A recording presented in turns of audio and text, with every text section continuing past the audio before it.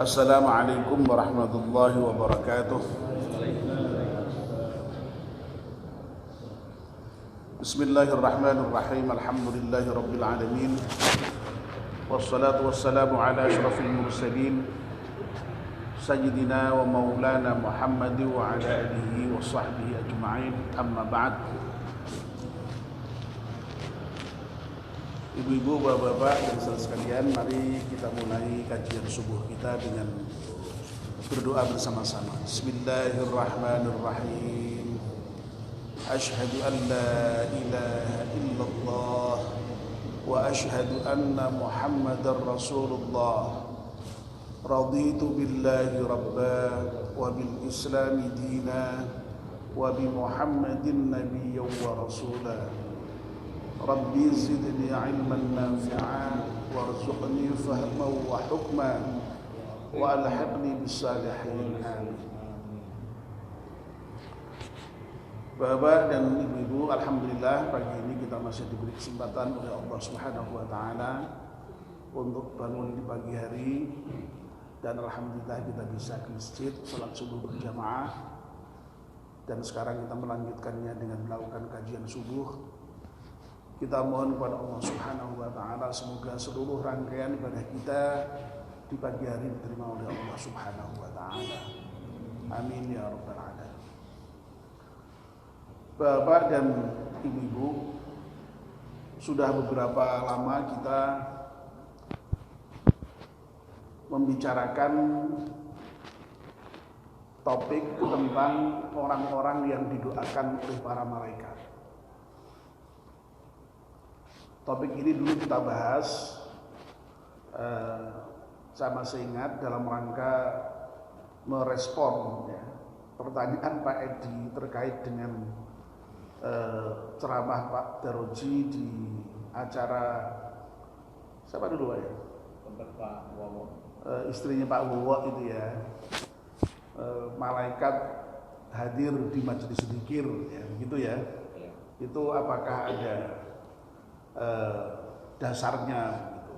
Lalu sudah dijawab Ustaz Mansur, lalu kemudian saya nambahi dan kemudian saya menjanjikan untuk membahas lebih lanjut mengenai bagaimana malaikat itu hadir di momentum-momentum tertentu, dan tidak hanya hadir, bahkan mendoakan terhadap orang-orang yang sedang melakukan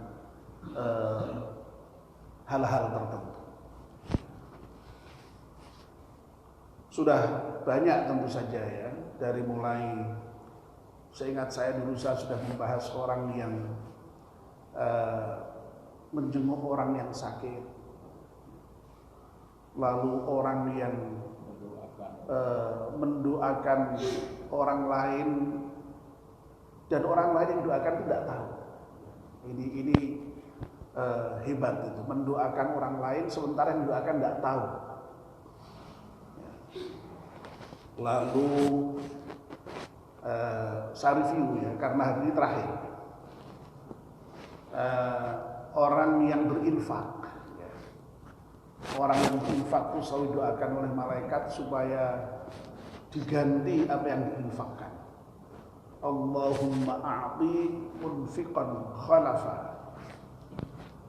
Sebaliknya orang yang pelit, yang selalu menggenggam hartanya, itu didoakan Allahumma a'ti mumsikan talafa. Ya Allah, berilah kebangkrutan dari orang-orang yang senantiasa menggenggam hartanya. Maksudnya bukan hartanya digenggam, ini bukan ya. Tidak gampang bersedekah, tidak gampang berinfak.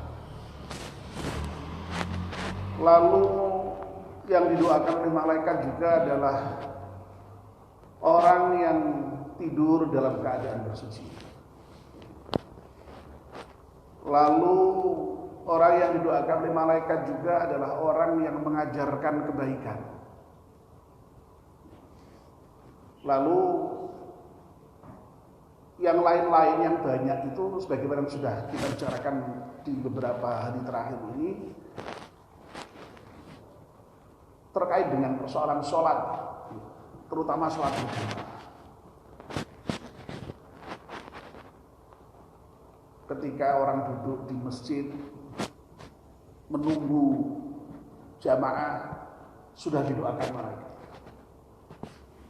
Ketika dia berada di shaf yang terdepan ada lagi doa malaikat. Ketika mau menutup shaf yang kosong di sholat berjamaah ada lagi doa malaikat. Ketika sehabis sholat belum sampai sehabis sholat. Ketika sholat berjamaah imam selesai membaca ghairil maghdubi alaihim waladdallin, lalu kita baca amin, itu juga akan diampunkan Allah kalau aminnya itu bareng dengan aminnya para malaikat. Jadi ketika imam membaca ghairil maghdubi alaihim waladdallin itu malaikat juga kemudian mengaminkan. Dan amin para jamaah itu sekali lagi yang berbarengan dengan malaikat akan membawa diampunkannya dosa oleh Allah Subhanahu wa taala. Lalu apa lagi yang masih diingat, Pak? Sehabis sholat berada di tempat sholat, tidak, bahasa Jawa kita itu biasanya disingkat dengan lamcing, bersalam terus pelencing, itu juga didoakan lagi malaikat. Masya Allah. Dan kalau tidak salah yang barusan terakhir kita bicarakan adalah orang yang sholat pada sholat subuh dan asar, itu juga secara khusus eksplisit mendapat doa malaikat. Dan yang hari ini terakhir yang akan kita bicarakan adalah orang yang sedang makan sahur. Nah, ini bekal untuk berpuasa, ya. Kemarin Pak Habib sudah mengingatkan pada saya untuk segera rapat mempersiapkan kegiatan Ramadan. Ini masih berapa bulan ini, Pak Habib? 2 bulan, ya, 2 bulan. Oleh karena itu nanti mohon bapak-bapak dan ibu-ibu yang kita libatkan untuk bisa aktif membantu kegiatan Ramadan di kepanitiaan Ramadan Masjid At-Taqwa, mohon untuk bisa dengan senang hati, dengan ikhlas untuk bergabung dan melaksanakan tugas-tugas kepanitiaan Ramadan. Nah, orang yang sedang makan sahur itu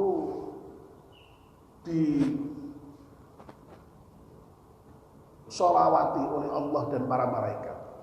Sesungguhnya Allah dan malaikat itu bersolawat terhadap orang-orang yang sedang makan sahur. Masya Allah, luar biasa. Orang makan sahur itu didoakan oleh malaikat dan tentu saja ya diijabahi Allah Subhanahu wa taala. Bapak dan ibu-ibu yang dirahmati Allah Subhanahu wa taala, kita semua tahu bahwa yang namanya sahur itu di dalam rangkaian puasa tidak merupakan kewajiban, bukan rukun. Jadi kalau bapak-bapak dan ibu-ibu tidak sahur itu ya tidak masalah, sah puasanya, asal niat. Jadi yang merupakan rukun puasa itu niat berpuasa. Sahur itu tidak merupakan kewajiban atau rukun dari puasa. Tetapi Rasulullah SAW menegaskan bahwa inna fis sahur barakah, di dalam sahur itu ada kebaikan, ada barakah. Dan oleh karena itu maka sahur itu disunnahkan oleh Rasulullah. Sunnah itu berkali-kali sudah dibahas, ya. Kalau dalam terminologi fikih itu ya kalau dilaksanakan berpahala, kalau ditinggal tidak apa-apa. Ya. Nah itu sebenarnya dalam rangka untuk memudahkan klasifikasi dengan hukum-hukum yang lain supaya jelas perbedaannya. Tetapi sesungguhnya ya, jangan tidak apa-apanya itu. Kita itu kan kalau terkait dengan hal yang sunnah itu kan seringkali lalu kemudian menjadikan tidak apa-apanya itu yang jadi tekanan. Lalu kemudian ya sudah nggak melaksanakan. Ya. Ala sunnah wepo, orang dikerjakan orang apa. Tapi mestinya diberi tekanan itu kalau dikerjakan berpahalanya itu, ya harusnya. Ya. Nah, kita seringkali salah kaprah di dalam memahami sunnah. Justru mestinya tekanan kita pada kalau dikerjakan berpahala itu, sehingga kalau nggak dikerjakan rugi kita, berarti mendapatkan kesempatan untuk mendapatkan pahala. Jadi sahurnya sendiri sudah sunnah, sudah berpahala. Masih ada kesunahan yang lain di dalam sahur itu, mengakhirkan sahur. Coba itu ya. Jadi sahurnya sudah bagus, ya. Mengakhirkan sahur itu lebih bagus lagi. Berbalik dengan berbuka. Kalau berbuka itu kesunahannya justru segera. Jadi kalau sudah tung ya segera berbuka. Nah, kita ini kayaknya yang paling disiplin ya masalah buka gitu. Pokoknya orang Islam tuh tidak ada yang melebihi disiplinnya kecuali dalam masalah buka itu. Kuwabeh sa Indonesia, sa dunia bahkan orang nunggu kongko nih biasanya begitu. Bahkan malah sebelum buka aja sudah siap-siap gitu. Ya itu.